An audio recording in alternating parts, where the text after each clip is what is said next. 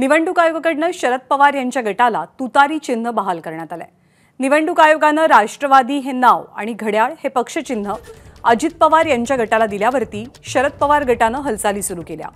त्यांनी 3 चिन्हांचा प्रस्ताव निवडणूक आयोगाकडे सादर केलेला होता, ज्यामध्ये वडाचं झाड, कब्बशी आणि शिट्टी यांचा समावेश होता।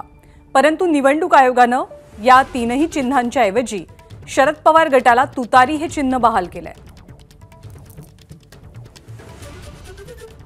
दरम्यान पक्षाला मिळालेल्या तुतारी चिन्हासंदर्भात शरद पवार गटाच्या अधिकृत ट्विटर हँडलवरनं एक ट्विट करण्यात आलंय, त्याचा मजकूर आपण पाहूया।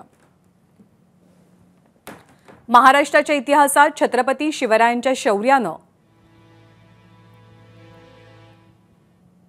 ज्या तुतारीनं दिल्लीच्या तख्ताच्याही कांठळ्या बसवल्या, ही तीच तुतारी आहे।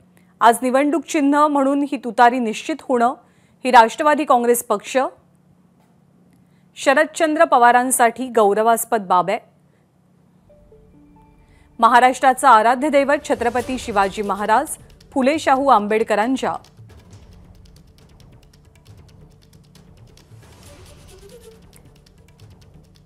पुरोगामी विचारांनी आदरणीय खासदार शरदचंद्र पवार साहेबांच्या साथीनं दिल्लीच्या तख्ताला हादरवून सोडण्यासाठी हीच तुतारी पुन्हा एकदा रणशिंग फुंकण्याकरता सज्ज आहे।